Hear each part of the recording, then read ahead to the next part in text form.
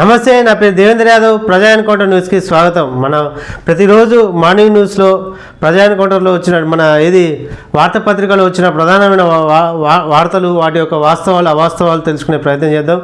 ముందుగా శనార్థి తెలంగాణ దినపత్రికలో వచ్చినటువంటి ప్రధాన వార్తలు చూసుకున్నట్లయితే,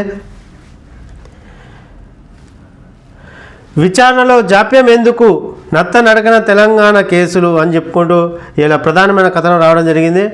కేంద్ర దర్యాప్తు సంస్థలో కానరాని స్పీడప్, కేసులు అప్పగింత నమోదు వరకే ఓకే, కానీ ఆ తర్వాత విచారణలో కనిపించని సిబిఐ ఎన్ఫోర్స్మెంట్ డైరెక్టర్ల దూకుడు, అటకెక్కిన కాళేశ్వరం గొర్ల స్కామ్ ఎంక్వైరీ, కవిత పిఎంఎల్ఎఫ్ కేసులో విచారణ, ఏ కేసులోనూ కనిపించని పురోగతి, కవిత కేసులో ఇప్పటికే మొబైల్ ఫోన్లు విశ్లేషణ బయటపెట్టిన ఈడీ, ఉత్సవ విగ్రహాల కేంద్ర దర్యాప్తు సంస్థలు, ఉత్సవ విగ్రహాలు కేంద్ర దర్యాప్తు సంస్థలు అన్నట్టు మన శనార్థిలో ప్రధానమైన వార్త రావడం జరిగింది. అంటే దీనిలో వాస్తవం ఏమిందంటే, కాళేశ్వరం ఇది సిబిఐ కేంద్ర ప్రభుత్వ సంస్థలకు వెళ్ళిపోయింది, కానీ ఇప్పటి వరకు ఎలాంటి విచారణ జరగలేదు, దానిపైన దర్యాప్తు జరగలేదు. గొర్రెల స్కామ్ అనేది జరిగింది, కేటీఆర్ జరిపినటువంటి స్కామ్ కూడా జరిగింది. ఎలాంటి దాంట్లో ఒక పురోగతి రాలేదు, ఎలాంటి విచారణ జరగలేదు. ఎందుకు ఇంత కాలయాపన జరుగుతుంది? ఒక మన లోకల్ స్టేషన్లోనే ఏదైనా కేసు నమోదైందో ఇమీడియట్లీ కేసు నమోదు చేసి దానిపైన విచారణ జరిపేటువంటి లోకల్ స్టేషన్లోనే, కానీ కేంద్ర ప్రభుత్వ సంబంధించిన ఏది సిబిఐ ఈడీ ఎందుకు ఇంత ఆలస్యం జాప్యం చేస్తారు అనేది ప్రధానమైన అంశం. ఇందులో ఒకసారి చూసుకున్నట్లయితే స్టేషన్కు సెంట్రల్ ఏజెన్సీలకు పెద్దగా తేడా లేనట్లుగా కనిపిస్తుంది. ఇప్పుడు పరిస్థితిలో పోలీస్ స్టేషన్లో నమోదైన కేసుల్లోనైనా ఛార్జ్ షీట్ వెంటనే పడడంతో పాటు ఫోరెన్సిక్ నివేదికలు కాస్త వెనుక ముందు న్యాయస్థానాలు సబ్మిట్ చేసే అవకాశాలు ఉన్నాయి. కానీ కేంద్ర దర్యాప్తు సంస్థలైన సిబిఐ ఈడీలు విచారణకు స్వీకరిస్తున్న కేసులు ఏళ్ల నాటి పురోగతి ఉండకపోవడం గమనార్హం. తెలంగాణ స్టేట్ నుంచి సిబిఐ ఈడీ వద్దకు వెళ్ళిన కేసు విచారణ మందకొడిగా సాగుతుండడం విశ్వాసం కలిగిస్తుంది. దేశంలోని అత్యుత్తమైన దర్యాప్తు సంస్థ సిబిఐ దగ్గరికి ఒక కేసు వెళ్ళిందంటే విచారణ అత్యంత ఖచ్చితత్వంతో అత్యంత వేగంగా దర్యాప్తు పూర్తయ్యే నిందితులకు శిక్ష పడుతుందని అభిప్రాయం ఉండేది అప్పుడు. ఇక ఆర్థిక నేరాలకు సంబంధించిన ఎన్ఫోర్స్మెంట్ డైరెక్టరేట్ ఏదైనా కేసును టేకప్ చేస్తే ఆ కేసుతో సంబంధం ఉన్న రాజకీయ నేతలు భయంతో వణికిచ్చేటోళ్ళు. కానీ ఇదంతా ఒకప్పుడు, ఇప్పుడు పరిస్థితులు పూర్తిగా మారిపోయాయి. ఢిల్లీ పెద్దల ఆశీస్సులున్న కేసులను కేంద్ర దర్యాప్తు సంస్థలు అత్యంత వేగంగా విచారణ చేస్తుండగా, ఏదైతే ఢిల్లీలో సెంట్రల్లో ఉన్నటువంటి మంత్రులు, మోడీ సంబంధించినటువంటి ఏ ప్రభుత్వం ఉన్నా కానీ వాళ్ళకు కుమ్ముక వస్తుందన్నట్టు ఆరోపణలు వినిపిస్తున్నాయి. ఇది సిబిఐ ఎన్ఫోర్స్మెంట్ వాళ్ళ తరపున ఎవరైతే యాంటీగా ఉంటారో వాళ్ళపైన అయితే వేగవంతంగా విచారణ జరుగుతుంది. కానీ ఏదైతే మన తెలంగాణ రాష్ట్రంలో జరుగుతున్న కాళేశ్వరం గొర్ల స్కామ్ వీటిపైన విచారణ ఎందుకు మందకొడిగా కొనసాగుతుంది? అటు బీజేపీ కేసీఆర్ ఏమైనా కుమ్మక్కయ్యారా అనే అనుమానాలు కూడా వ్యక్తం అవుతున్నాయి ఈ నేపథ్యంలో.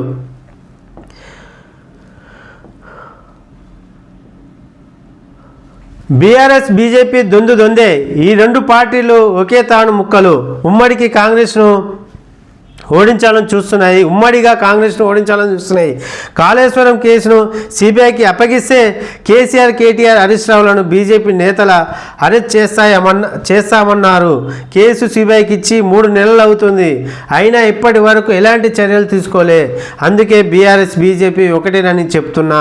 కిషన్ రెడ్డి కింగ్ మేకర్ కాదు కదా, ఆయన బొంగు కూడా కాలేదంటూ రేవంత్ రెడ్డి ఘాటైన వ్యాఖ్యలు చేసినటువంటి మనం వార్త చూస్తున్నాం.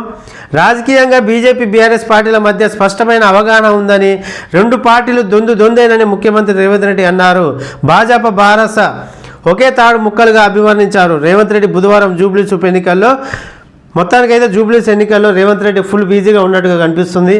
అందులో ప్రధానమైన అంశం ఏంటంటే, ఏదైతే కేసీఆర్ది సంబంధించిన కాళేశ్వరం ప్రాజెక్టు, గొర్ల స్కామ్, ఇవి మేము బీజేపీ మన సెంట్రల్కి అప్పచెప్పినాం. మరి సెంట్రల్ నుంచి ఎందుకు విచారణ కావట్లేదు, వాళ్ళని ఎందుకు అరెస్ట్ చేయట్లేదు ఆ రోజు గత సంవత్సరం నుంచి కిషన్ రెడ్డి గారు మాకు సిబిఐకి అప్పచెప్పండి, ఏసీబీకి అప్పచెప్పండి, సిబిఐకి అప్పచెప్పండి, మేము ఇమ్మీడియట్లీ యాక్షన్ తీసుకుంటాం, వారిపై కేసు నమోదు చేస్తాం, అరెస్ట్ చేస్తామని చెప్పినటువంటి ఆ బీజేపీ నాయకులు ఇప్పుడు ఎందుకు ఆలస్యం చేస్తున్నారు? గత 3 నెలల నుంచి మీరు సిబిఐకి అప్పచెప్పినాం, మేము ఎందుకు ఆలస్యం చేస్తున్నారని ఆ క్వశ్చన్ లేవనెత్తినటువంటి అంశం మనం చూస్తున్నాం.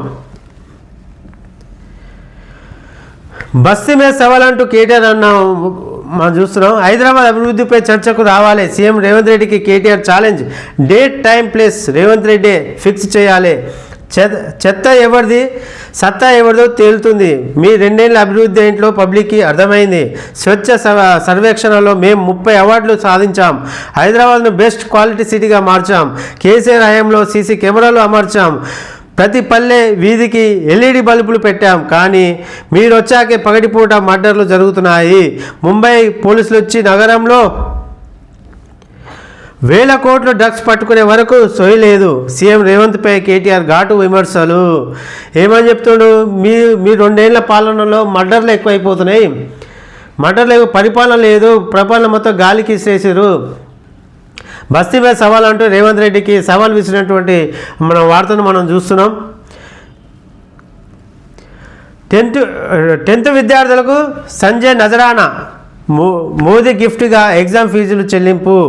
12,292 మంది విద్యార్థులకు ఊరట. ఫీజును తన వేతనం నుంచి చెల్లించండి. జిల్లా కలెక్టర్కు బండి లేఖలు రాసినట. ఏదైతే 10th విద్యార్థుల ఫీజులు ఉంటాయో ఆ ఫీజుని బండి సంజయ్ కడుతున్నట్టుగా మనకు వచ్చినట్టు దాదాపు 12,292 మంది విద్యార్థులకు ఫీజులు చెల్లించి తన వేతనాల నుంచి చెల్లించాలని చెప్పి జిల్లా కలెక్టర్ గారికి ఆదేశాలు తెలపడం జరిగింది. అయితే ఇది ఒక్కటే కాదు, మన తెలంగాణ రాష్ట్ర విద్యార్థులకు అందరికీ సౌకర్యం ఏ విధంగా కొనసాగుతుంది. విద్యా హక్కుల చట్టం అనేది మనకు కావాలి. ఆ విద్యా హక్కుల చట్టం ద్వారా తెలంగాణ రాష్ట్ర విద్యార్థులందరికీ సరైన విద్య అందుతుంది, కార్పొరేట్ లెవెల్ అందే విధంగా మీరు చూడవలసిన బాధ్యత ఉంది. ఇప్పుడు మీ జిల్లా వరకే పరిమితం కాకుండా తెలంగాణ రాష్ట్రంలో విద్యార్థులు ఏ విధంగా బాగుపడతాయి, విద్యా బళ్ళు ఏ విధంగా ఉంటాయి, దానికి ఎలాంటి సౌకర్యం చేయాలి, విద్యాపరంగా, ఉద్యోగపరంగా, వైద్యపరంగా గిట మీరు ఆలోచించవలసిన అవసరం ఉంది. తద్వారా పేద ప్రజలు బాగుపడే అవకాశాలు ఉంటాయి. అది ఒకసారి చూడవలసిందిగా మనం.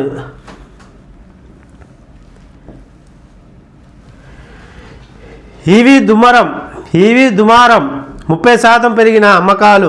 లిథియం బ్యాటరీలను భలే గిరాకీ. బాగానే అమ్ముడుపోతున్న గ్రాఫెన్ బ్యాటరీ వాహనాలు. పుట్టగొడుగులా పుట్టుకొస్తున్న ఎలక్ట్రికల్ వెహికల్స్ షోరూమ్స్. 6,000 డౌన్ పేమెంట్స్తోనే ఈఎంఐ పద్ధతిలో ఏవీ టూ వీలర్స్. పెట్రోల్ ఖర్చులు లేకపోవడంతో ఈవీ స్కూటర్ల కొనపై అన్ని వర్గాల ఆసక్తి.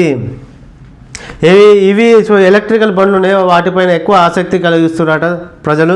ఎందుకంటే పెట్రోల్ ఖర్చు ఉండదు, ఏది ఉండదు, కరెంట్ బిల్లు కూడా తక్కువ వచ్చే అవకాశాలు ఉన్నాయి కాబట్టి వాటిపైన ఎక్కువ దృష్టి పెడుతున్నారు. కాకపోతే ఈ మధ్యలో అయితే ఏం కనిపిస్తలేవు, ఏది బ్యాటరీలు పేలినాయి అని.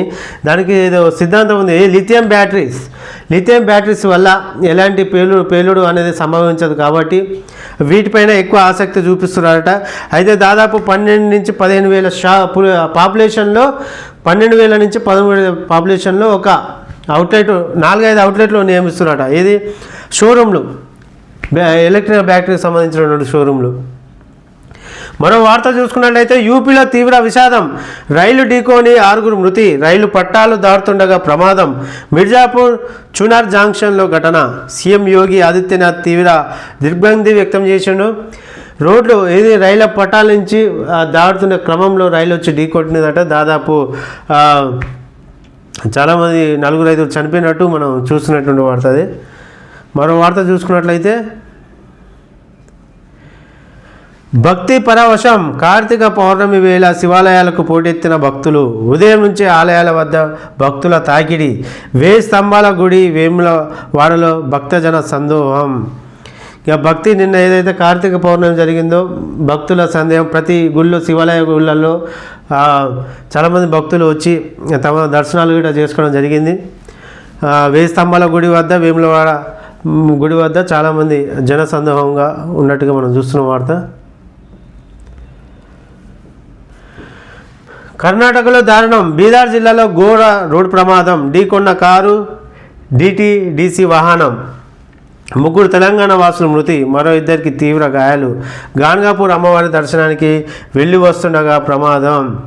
ఏదైతే పున్నమి రోజు అమావాస్య రోజు ఎక్కువ కర్ణాటకలోని గాన్గాపూర్ వెళ్ళే మన తెలంగాణ రాష్ట్ర ప్రజలు ఎక్కువగా ఉంటారు. తెలంగాణ రాష్ట్ర ప్రజలు ప్లస్ ఆంధ్రప్రదేశ్ రాష్ట్ర ప్రజలు, హైదరాబాద్, ముఖ్యంగా హైదరాబాద్ నుంచి చాలామంది ఇక్కడ పున్నమి రోజు అమావాస్య రోజు అని ఆ రోజు ఖచ్చితంగా వేల మంది, లక్షల మంది అక్కడ వెయ్యి దర్శనం చేసుకునే క్రమంలో ఉంటుంది. అలాంటి సందర్భంలో నిన్న కార్తీక పౌర్ణమి సందర్భంలో భక్తులు వెళ్ళిరు అనుకుంటా. అక్కడ ఇది యాక్సిడెంట్లో ముగ్గురు చనిపోయారట తెలంగాణ వాసులు. చాలా జాగ్రత్త చూసుకోండి. నైట్ల ప్రయాణం కొంచెం జాగ్రత్త, ఓపికతోటి. కాకపోతే నిద్రగాక ఏమైనా వస్తే మొదలు సైడ్కి ఆపండి. 10 అర్ధ గంట 2 గంటలు నిద్రపోయినా సరే దర్శనం ఇయ్య కాకుండా రేపు పొద్దునైనా చేసుకోవచ్చు. అదే రోజు చేయాలని దేవుడికి ఏం చెప్పలేదు మనకు. మనం జాగ్రత్తగా వెళ్ళి నిమ్మలంగా దర్శనం చేసుకొని ప్రశాంతంగా ఇంటికి వస్తే మంచిగా ఉంటుంది. ప్రతి 8 ఓట్లకు ఒక దొంగ ఓటు, 25 లక్షల ఓట్ల చోరీ జరిగిందట. 5 రకాలుగా ఓట్ల చోరీ చేశారు. బ్రెజిల్ మోడల్కు 22 ఓట్లు. ప్రతి సెగ్మెంట్లోనూ ఒకే ఫోటోతో 100 ఫేక్ ఓట్లు ఉన్నాయని, హర్యానా ఓటర్ లిస్ట్ మొత్తం తప్పులో తడాకే అని రాహుల్ గాంధీ సంచలనమైన కామెంట్ చేశారు. దాదాపు ఒక్కరికి 100 ఫేక్ ఓట్లు ఉన్నాయట. చాలా ప్రతి సెగ్మెంట్కి ఒక ఫోటోతోటి 100 ఫేక్ ఓట్లు ఉన్నాయట. ఒక్కరితోటి 100 ఫేక్ ఓట్లు సృష్టించారట. మరి ఆ బీహార్ హర్యానా ఓటర్ లిస్ట్ మొత్తం తప్పులో తడాకే ఉన్నట్టు రాహుల్ గాంధీ చెప్పుకొచ్చినటువంటి వార్త మనం చూస్తున్నాం. బంద్ కొనసాగిస్తాం, డిమాండ్లు నెరవేరే వరకు ప్రైవేట్ కాలేజెస్ బంద్ కంటిన్యూ. తెలంగాణ ప్రైవేట్ ఉన్నత విద్యా సంస్థల సమైక్య ప్రెసిడెంట్ రమేష్ బాబు స్పష్టీకరణ. ఫీజు బకాయిలలో 50% తక్షణమే చెల్లించాలి. మార్చి నాటికి ఫీజు రియంబర్స్మెంట్స్ బకాయిలు మొత్తం చెల్లించాలని డిమాండ్. లేదంటే 10 లక్షల మంది విద్యార్థులతో భారీ సభ నిర్వహిస్తామని హెచ్చరిక. ఇటు మరి ఈ అంత సొమ్మంతా ఎక్కడ పోతుంది సొమ్మంతా? ఇటు ప్రైవేట్లో మన పేద విద్యార్థులు చదువుకున్న ఫీజు రియంబర్స్ ఇస్తామని చెప్తుంది. అక్కడ వాళ్ళకి ఇవ్వకపోతుంది. ఇక్కడ సరైన విద్య అందించలేకపోతుంది. మరి ఏం చేస్తున్నారు రాష్ట్ర నాయకులు? ఎవరి కోసం? మీ స్వార్థం కోసం, మీ కుటుంబాలు ఆస్తులు పెంచుకోవడానికి. అది దేనికోసం అసలు మీరు పరిపాలించే? ఓట్లు అడిగే దేనికోసం?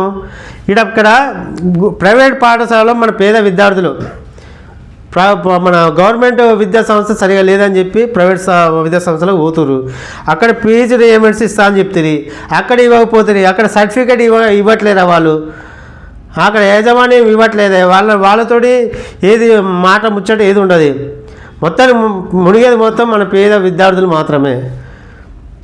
దీనికి పూర్తి పరిష్కారం ఎంచాలి. మన విద్యా సంస్థలు బాగుపడేట్టు చూసుకోవాలి మనం. ఇప్పుడు ఇదైతే ఫీజు రియంబర్స్ ఇవ్వరో ఇప్పుడు ఎట్లా ధర్నా జరుగుతుంది ప్రైవేట్ పాఠశాలలు మొత్తం. ఇవ్వకపోతే మాత్రం 10 లక్షలతోటి ధర్నా చేస్తామని చెప్పి అక్కడ ప్రెసిడెంట్ చెప్తున్నటువంటి రమేష్ బాబు చెప్తున్నటువంటి మాట మనం చూస్తున్నాం. మరొకటి, మేము అణ్వస్త్రం పరీక్షలు చేయలేదు. ట్రంప్ వ్యాఖ్యలు అర్ధంతరహితము. ఆయన పచ్చి అబద్ధాలు చెప్తున్నారు. పాక్ మొదటి అణ్వస్త్ర దేశం కాదు, అలాగని చివరిసారి అణ్వస్త్ర పరీక్షలు చేసిన దేశము కాదు. పాక్ ప్రధాని షాహబుద్దీన్ షరీఫ్ అంటుండు మేము అణ్వస్త్ర పరీక్షలు చేయలేదని చెప్పి అక్కడ ప్రధాని చెప్పుకొచ్చినటువంటి వార్త మనం చూస్తున్నాం. ఇది మన శనార్థి తెలంగాణలో వచ్చిన ప్రధానమైన వార్త ఇది. మరొకటి మనం ప్రజా ఎన్కౌంటర్లోని ప్రధానమైన వార్త ఒకసారి చూసుకున్నట్లయితే, మన వెలుగు దినపత్రికలో ఒకసారి వార్త మనం చూసుకున్నట్లయితే,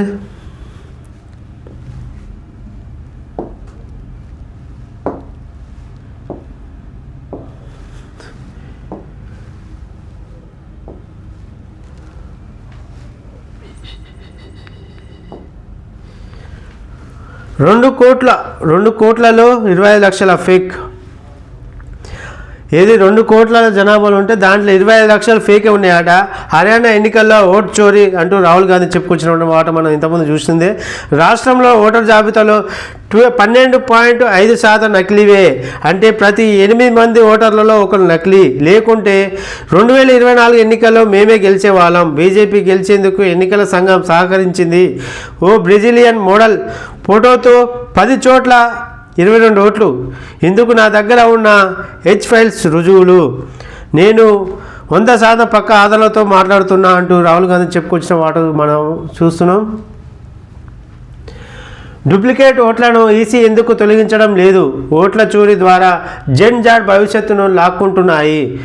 ప్రజాస్వామ్యాన్ని కాపాడేందుకు ఉద్యమించాలని పిలుపు. హైడ్రోజన్ బాంబ్ పేరుతో పవర్ పాయింట్ ప్రజెంటేషన్ చేసినటువంటి మనం చూస్తున్నాం. ఏదో ఓట్ల చోరీ జరుగుతుందంటే మరి గట్టిగానే మరి ఎందుకు ఎట్లా ఏం కదా ఒకసారి ప్రాబ్లం అవుతుంది. మరో వార్త చూసుకున్నట్లయితే సెంటిమెంటా డెవలప్మెంటా, రైట్, ఇది వాస్తవం. సెంటిమెంట్ అనేది ఎక్కడ పనికిరాదు. ఒక ఎమ్మెల్యే గెలవాలంటే దాదాపు 4-5 లక్షల మంది ఓట్ల వాళ్ళ భవిష్యత్తుతోటి ఒక ఎమ్మెల్యే అవుతాడు. వాళ్ళ భవిష్యత్తును చూసుకోవాలా, నా సెంటిమెంట్ని చూసుకోవాలనేది దాని ప్రాధాన్యత ఏంటంటే భవిష్యత్తునే చూసుకోవాలి మనం, సెంటిమెంట్ కాదు. ఏదైతే మన ఒక నియోజకవర్గానికి దానికి డెవలప్మెంట్ ఎట్లా చేయాలి, ప్రతి విద్యార్థికి మన స్థానిక ప్రజలకు ఏ విధంగా ఉపయోగపడాలి, వాళ్ళకి ఫండ్స్ ఏ విధంగా తీసుకురావాలి, వాళ్ళ భవిష్యత్తు ఏందనేది చూడాల్సిన బాధ్యత ఒక ఎమ్మెల్యేది ఉంటుంది. ఇక్కడ సెంటిమెంట్ అనేది కాదు. అది ఇక్కడ మన వార్త అయితే చెప్పుకొచ్చిన మనం చూస్తున్నాం. నాడు పీజీఆర్ కుటుంబంపై పోటీకి నిలబెట్టింది కేసీఆర్ కాదా? సవాలు విసరడం, పారిపోవడం కేటీఆర్కు అలవాటే. చర్చించాలంటే కంటోన్మెంట్ ఎమ్మెల్యే శ్రీ గణేష్ దగ్గరికి వెళ్ళు, 5,000 కోట్ల పనులు జీవోలు చూపిస్తాడు. కిషన్ రెడ్డి కేసీఆర్ కేటీఆర్ ఎందుకు బొక్కలో వేయట్లేదో మోదీ అమిత్ షాను అడుగు. నువ్వు కేంద్ర మంత్రిగా తెలంగాణకు తెచ్చిందేం లేదు, ఏది కిషన్ రెడ్డి కేంద్ర మంత్రిగా తెచ్చింది ఏం లేదంటూ ఘాటు వ్యాఖ్యలు చేసినట్టు వార్త చూస్తున్నాం. జూబ్లీహిల్స్లో కింగ్ కావడం కాదు, డిపాజిట్ తెచ్చుకో చాలు. కిషన్ రెడ్డి కేటీఆర్ ఓకే నాణ్యానికి నాణ్యని ఓకే నాణ్యానికి బొమ్మ బురుస్తు లాంటి వాళ్ళు అని ఫైర్ అయినటువంటి వార్త చూస్తున్నాం. సెంటిమెంట్ కావాలో డెవలప్మెంట్ కావాలో జూబ్లీహిల్స్ నియోజకవర్గ ప్రజలు ఆలోచించుకోవాలని, ఒకవేళ అభివృద్ధి కావాలనుకుంటే కాంగ్రెస్కు ఓటు వేయాలని సీఎం రేవంత్ రెడ్డి పిలుపునిచ్చారు. సెంటిమెంట్ గురించి మాట్లాడాలంటే 2007లో పీజీఆర్ చనిపోయిన తర్వాత ఆయన కుటుంబాన్ని ఏకగ్రీవం చేయకుండా అడ్డుకున్నది కేసీఆర్ కాదా అని ప్రశ్నించారు. అప్పటి వరకు ఉన్న మంచి సంప్రదాయాన్ని తొంగలో తొక్కి పీజీఆర్ కుటుంబాన్ని కనీసం కలవకుండా ఇంటి బయటే 3 గంటలు నిలబెట్టి అవమానించింది కేసీఆర్. ఇవాళ ఆయన కొడుకు కేటీఆర్ ఏ రకంగా బీఆర్ఎస్ అభివృద్ధికి మద్దతు ఇవ్వాలని అడుగుతున్నాడో సమాధానం చెప్పాలి అని డిమాండ్ చేశారు. సెంటిమెంట్కే కేటీఆర్ కట్టుబడి ఉంటే ముందుగా ఖైరతాబాద్లోని పీజీఆర్ విగ్రహం వద్ద ముక్కు నేలకు రాసి పీజీఆర్ ఆత్మకు క్షమాపణ చెప్పి ఆ తర్వాత జూబ్లీహిల్స్లో ఓట్లు అడగాలన్నారు. బుధవారం జూబ్లీహిల్స్ నియోజకవర్గంలో పీజీఆర్ రేవంత్ రెడ్డి ప్రచారం నిర్వహించారు. ఏదైతే గతం 2007లో పీజీఆర్ చనిపోయిండో ఆ రోజు మీకు ఈ సెంటిమెంట్ గుర్తుకు రాలేదా, అప్పుడు ఎందుకు ఆ పీజీఆర్కి అనుకూలంగా మీరు మాట్లాడలేదని చెప్పి సీఎం రేవంత్ రెడ్డిని జూబ్లీహిల్స్ ఎన్నికల్లో జరిపినటువంటి మాట్లాడి చూస్తున్నాం. మరో వార్త, రైలు ఢీకొని 6 మహిళలు మృతి. యూపీలో పట్టాలు దాడుతున్న యాత్రికులను హౌరా కోల్కా నేతాజీ ఎక్స్ప్రెస్ ఢీకొట్టింది. ఈ ప్రమాదంలో 6 మహిళలు చనిపోయారు. వీరంతా కార్తీక పౌర్ణమి నేపథ్యంలో గంగా నదిలో స్నానం చేసేందుకు వచ్చారు. ఇక్కడ దేవుని మొక్కడానికి పోతున్నారు, మరి దేవుని మొక్కడానికి పోతుంటే ఇట్లా ఈ విధంగా చనిపోవడం అనేది మరి ఏందనేది చూసుకోవాలి. మరి దేవుడు ఎందుకు మన వాళ్ళని రక్షించలేదు? దేవుడు అనేది ఎక్కడైనా మన ఆత్మల్లోనే ఉంటాడు, అది గుర్తుపెట్టుకోండి. ఇట్లా పోయి ఎక్కడ పోవాలి, కాకపోతే జాగ్రత్తగా పోవాలి. ఇట్లా అనవసరంగా ఇట్లా మధ్యలో రైలు పట్టాలు పోతుంటే మరి దేవుడు అడ్డుకోవాలిగా. మరి మీరు దేవుడి కోసం భక్తి కోసం ఇంకా వేయది దారుణంగా ఏమో 6 మహిళలు చనిపోయాయి.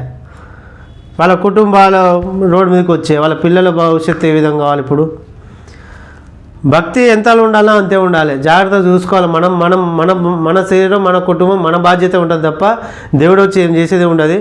ఓన్లీ మనకు ధైర్యంగా ఉండటానికే దేవుడు అనేది ఆలోచించుకోరు మీరు. మరో వార్త, ఏ ముఖం పెట్టుకొని ఓట్లు అడుగుతారు? జూబ్లీహిల్స్ అభివృద్ధికి బీఆర్ఎస్ కాంగ్రెస్ ఏం చేసినాయి? కిషన్ రెడ్డి. ఇక్కడేమో బీఆర్ఎస్ బీజేపీ ఒకటే అని వార్త, ఇక్కడేమో కాంగ్రెస్ బీఆర్ఎస్ ఒకటే అని చెప్పి మధ్యలో ఇది బకరాలు కావాల్సింది మన ప్రజలే అన్నట్టు వీళ్ళ వ్యవహారం ఉంది. బీజేపీ అభివృద్ధికి బీఆర్ఎస్ కాంగ్రెస్ ఏం చేసినాయి కిషన్ రెడ్డి అంటుండు. డబుల్ బెడ్రూమ్ ఇండ్లు ఇవ్వకుండా బీఆర్ఎస్ మోసం చేసింది.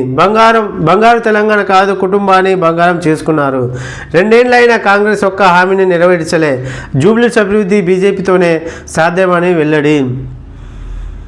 బంగారు తెలంగాణ కాదు, కుటుంబాన్ని బంగారం చేసిన మాట మాత్రం 100కు 100% అది నిజం. ఏం లేనటువంటి పార్టీ, ఆ పార్టీకి ఫండ్స్ కావాలని చెప్పి 10 రూపాయలు వేయండి, 1,00,000 రూపాయలు వేయండి అని చెప్పి వసూలు చేసినటువంటి కేసీఆర్ ప్రభుత్వం, కేసీఆర్ పార్టీ ఇప్పుడు లక్షల కోట్లు ఏ విధంగా వాళ్ళ ఖాతాలో ఉన్నాయి, ఆ పార్టీ ఫండ్స్లో ఏ విధంగా ఉన్నాయో మరి దానికి లెక్క లేదు, పత్రం లేదు. ఇది బీజేపీకి సంబంధించినటువంటి కిషన్ రెడ్డి మాట్లాడిన వార్త మనం చూసినాం. మరో వార్త చూసుకున్నట్లయితే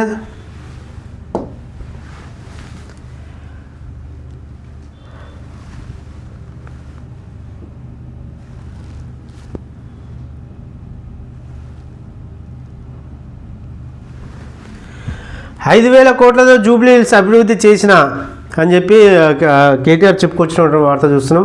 గత రెండేళ్లలో మీరు ఏం చేశారు కేసీఆర్? సీఎం రేవంత్ రెడ్డి దమ్ముంటే చర్చకురా, చెత్త ఎవరిదో సత్తా ఎవరిదో తేల్చుకుందామంటూ సవాల్. జూబ్లీహిల్స్ ప్రగతి నివేదికలు విడుదల. దొందే ప్రజలు అనుకుంటారు కాంగ్రెస్ వేస్టే, బీఆర్ఎస్ వేస్టే, దొందే అని అనుకుంటారు. మీరేం చెప్పడం అవసరం లేదు వాళ్ళ గురించి. వాళ్ళు 2 ఏళ్ళ నుంచి ఏం చేయలేదు, మీరు 10 ఏళ్ళ నుంచి ఏం చేయలేదు. మీ కుటుంబాలు, వారి కుటుంబాలు, వాళ్ళ భవిష్యత్తును చూసుకునే కానీ ప్రజలకు చేసినటువంటి ఎలాంటి అభివృద్ధి మనకు కనిపిస్తలేదు. ఇది మన జూబ్లీస్ ఎన్నికల్లో కేటీఆర్ చెప్పించిన వార్త మనం చూసినాం. ఇవాళనే బీహార్ తొలి దశ పోలింగ్ జరుగుతుందట. 121 స్థానాల్లో 1,314 మంది అభ్యర్థులు, 3.75 కోట్ల మంది ఓటర్లు. తేజస్వి సామ్రాట్ చౌదరి సహా కీలక నేత నియోజకవర్గంలో ఓటింగ్. ఈ నెల 11న 2వ దశ పోలింగ్, 14న ఫలితాలు. ఈరోజు తొలి దశ పోలింగ్ మొదలవుతుందట. 121 స్థానాల్లో 1,314 మంది అభ్యర్థులు నిలబడ్డారు. దాంట్లో 3,75,00,000 మంది ఓటర్లు ఉన్నారట. రెండో దశ 11న స్టార్ట్ అయిపోతుంది. సుడిగాలి బీభత్సం, 60 మీటర్ల వెడల్పుతో 5 కిలోమీటర్ల మేర ప్రయాణం. క్షణాల్లో నేల కొరిగిన 200 చెట్లు, 10 ఎకరాల్లో పంట నష్టం. వాటర్ స్పాట్లో చిక్కుకున్న రైతులు చెట్లను పట్టుకొని ప్రాణాలు దక్కించుకున్నారు. జయశంకర్ భూపాలపల్లి జిల్లా పరిమెల్ల అడవుల్లో ఘటన. దాదాపు 60 మీటర్ల వెడల్పులో 500 కిలోమీటర్ల ప్రయాణం జరిగిందట. సుడిగాలి బీభత్సం చేసిందట. మొత్తం పూర్తిగా చెట్లు మొత్తం నాశనం అయిపోయినాయి. ఇది మొత్తం ఇదో తోట పెట్టినట్టు భూపాలపల్లిలో మండల లెక్కగండలో నెల కొరిగిన మిరప పంట. సుడిగాల బీభత్సానికి మొత్తం ఆ రైతు ఇంతగానో కష్టపడి ఎంత ఎదిగి తీరా పంట చేతికి వచ్చే క్రమంలో మొత్తం నాశనమైన పరిస్థితి మనం చూస్తున్నాం. దీనిపై ప్రభుత్వం కూడా పాప రైతును ఆదుకొని ఏ విధంగా అతనికి కృషి చేయాలని తెలియజేస్తున్నాం. మరొకటి, కరెంటు సమస్య ఎక్కడో క్షణాల్లో చెప్పేస్తుందట. NPDCL పరిధిలో real time feeder monitoring system అమలు. 14 సర్కిల్లోనూ 130 సబ్స్టేషన్లో ఏర్పాటు. ఏది కరెంటు సమస్య ఎక్కడ ఉందో చెప్పి స్పష్టంగా తెలియజేసే టెక్నాలజీ మనకు అందుబాటులో ఉందట. దానికి సంబంధించిన వార్త మనం చూసినాం. వచ్చే నెల నుంచి రష్యా ఆయిల్కు బై. అమెరికా ఆకాంక్షలతో కొనుగోలు తగ్గిస్తున్న ఇండియన్ కంపెనీలు. ఇప్పటికే దిగుమతులు ఆపేసిన Reliance Mangaluru refinery, HPCL Mittal energy అట. మొత్తానికైతే రష్యా నుంచి వచ్చేటువంటి ఆయిల్ను తగ్గించే క్రమం జరుగుతుంది. అమెరికా ఆకాంక్షలతోటి వెనుక తగ్గిందట. మెడిసిన్లో క్వాలిటీ 0, టెస్టులు ఫెయిల్ అవుతున్న వందలాది మందులు. 2024లో 130 రకాల నాణ్యత లేని మందులు గుర్తింపు. 2025లో కేవలం 9 నెలల్లోనే 85 మందులు క్వాలిటీ లిస్ట్ ఫెయిల్. జ్వరం, దగ్గు, గ్యాస్, యాంటీబయాటిక్ వంటి సాధారణ మెడిసిన్లోనూ ఎక్కువ నాసిరకమే. డ్రగ్స్ కంటెంట్ తగ్గించి తప్పుడు లేబులతో మార్కెట్లోకి. ఈ మందులతో కిడ్నీలు, లివర్పై తీవ్ర ప్రభావం. వ్యాధి నయం కాకపోగా కొత్త రోగాలు. దాదాపు రాష్ట్రంలో మనకు డీటెయిల్లోకి వెళ్తే రాష్ట్రంలో నాసిరకం మందుల వ్యాపారం విచ్చలవిడిగా సాగుతుందని, అనారోగ్యానికి గురైనప్పుడు మనం వేసుకున్న మందులు నాణ్యమైనవి, శుద్ధ బిళ్ళలా తెలియని పరిస్థితి నెలకొన్నది. ముఖ్యంగా మనం రెగ్యులర్గా వేసుకునే జ్వరం, pain killers, antibiotics, gas, ulcer, దగ్గు మందుకి నాసిరకంగా ఉండడం ఆందోళన కలిగిస్తుంది. ఇటీవల డ్రగ్స్ కంట్రోలింగ్ అడ్మినిస్ట్రేషన్ చేసిన ర్యాండమ్ టెస్ట్లో ఈ విషయం బయటపడింది. డీసీ అండ్ డ్రగ్స్ ఇన్స్పెక్టర్ రెగ్యులర్గా రిస్క్ బేస్డ్ విధానంలో ఫార్మా కంపెనీలు, మెడికల్ షాపులు, ప్రభుత్వ ఫార్మసీ తనిఖీలు చేస్తుంటారు. ఈ క్రమంలో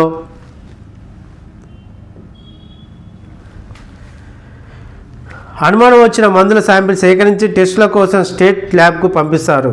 ఇలా పంపిన శాంపిల్స్ టెస్టులో కొన్ని మందుల నాణ్యత లోపంతో నాట్ ఆఫ్ స్టాండర్డ్ క్వాలిటీ వస్తున్నట్లు తెలిసింది. 2022లో కేవలం 10 ఉన్న నాణ్యత లేని మందుల సంఖ్య 2024 నాటికి ఏకంగా 130కి పెరిగిందంటే పరిస్థితి ఎంత తీవ్రంగా ఉందో అర్థం చేసుకోవచ్చు.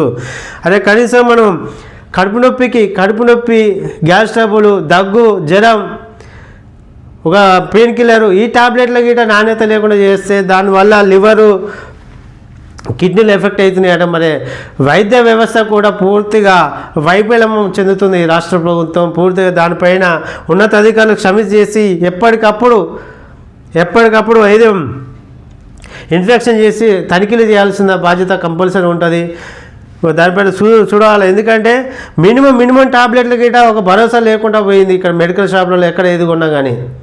దానికి పూర్తిగా మన బాధ్యత రాష్ట్ర ప్రభుత్వం గ్రహించి ఇమ్మీడియట్లీ ఎక్కడెక్కడ ఫార్మసిటీలు ఉన్నాయో తనిఖీలు చేసి శాంపిల్స్ తీసుకొని మన ప్రజా అవసరాల విధంగా నిర్వహించాలని ఈ సందర్భం తెలియజేస్తున్నాం. న్యూయార్క్ మేయర్గా మమ్దాని తొలి ఇండో అమెరికన్ ముస్లింగా రికార్డు. అతి చిన్న వయసులో మేయర్గా ఎన్నికైన వ్యక్తిగా హిస్టరీ చేసినట. విక్టరీ స్పీచ్లో అధ్యక్షుడు ట్రంప్పై విమర్శలు, వాల్యూమ్ పెంచుకొని ప్రసంగం వినాలంటూ చురకలు, రాచరిక వ్యవస్థల్ని కూల్చేశాం, ఏ ఒక్కరిని టచ్ చేయాలన్నా అందరినీ దాటాలంటూ కామెంటు. న్యూయార్క్లో అమెరికా ముస్లిం రికార్డుకి ఎక్కినాడ ముస్లిం అభ్యర్థి. కర్ణాటకలో రోడ్డు ప్రమాదం, నలుగురు మృతులందరూ సంగారెడ్డి జిల్లా వాసులే. గాన్గాపూర్ దత్తాత్రేయ ఆలయానికి వెళ్ళి వస్తుండగా కారును ఢీకొన్న వ్యాన్ హాలికేడ్ సమీపంలో ఘటన. ఒకరి పరిస్థితి విషమంగా ఉందట, 4 మృతి చెందిరట. కర్ణాటక వేస్తుంటే మనం ఇందాక మాట్లాడిన అంశమే ఇది. మన తెలుగు వెలుగు దినపత్రికలు వచ్చినటువంటి ప్రధానమైన వార్తలు మనం చూస్తున్నాం. ఇప్పుడు మన ప్రజా ఎన్కౌంటర్లోని ప్రధానమైన వార్తలు చూసుకున్నట్లయితే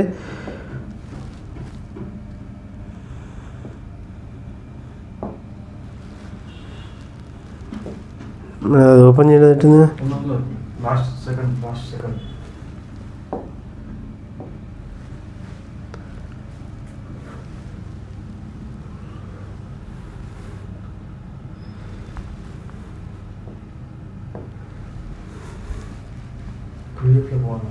పీడిఎఫ్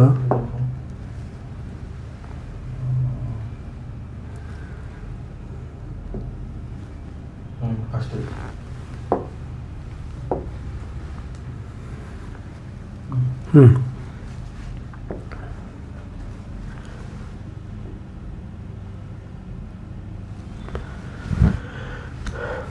గతేడాది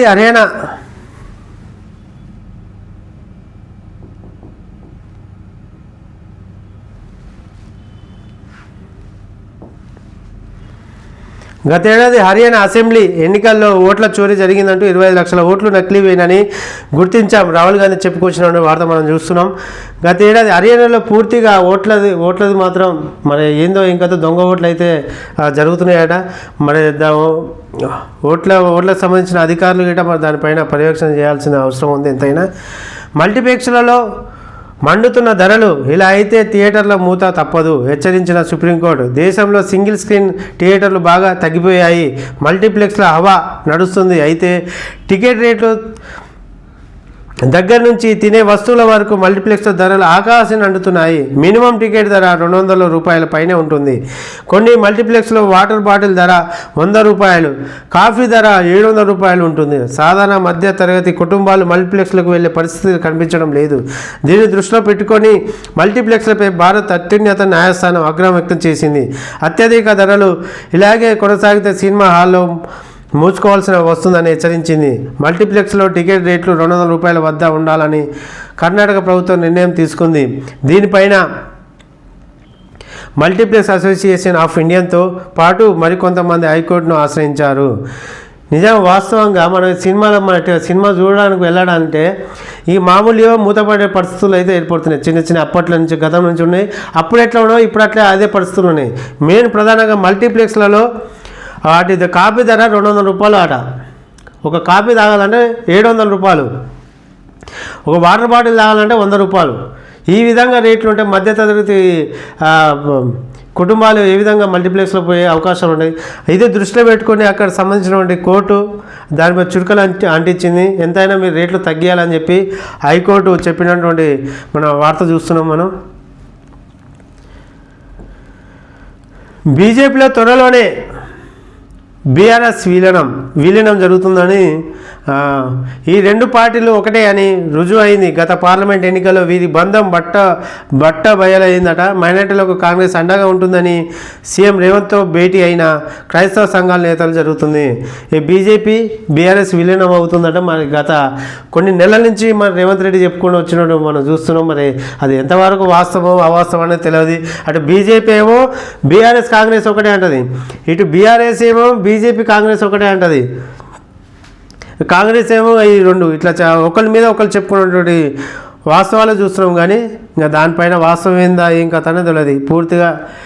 ఏ పార్టీలు మనకు అసలైన పేదలకు సరైన విద్య, వైద్యం, సత్వర న్యాయం, ఇట్లా ఏ న్యాయం అగ్రవర్ణ కుటుంబాలే మేపుకొని తింటున్నారు తప్ప వాళ్ళ కుటుంబాల ఆస్తులు పెంచుకుంటారు. కానీ ఇంకా ప్రజలకైతే ఏం చేస్తున్నట్టు ఏమి ఏర్పడుతుంది. ఓన్లీ ఎన్నికలు వస్తే మాత్రం వాళ్ళ దగ్గరికి పోతారు. అమ్మ ఓటు అయ్యా ఓటు అంటారు.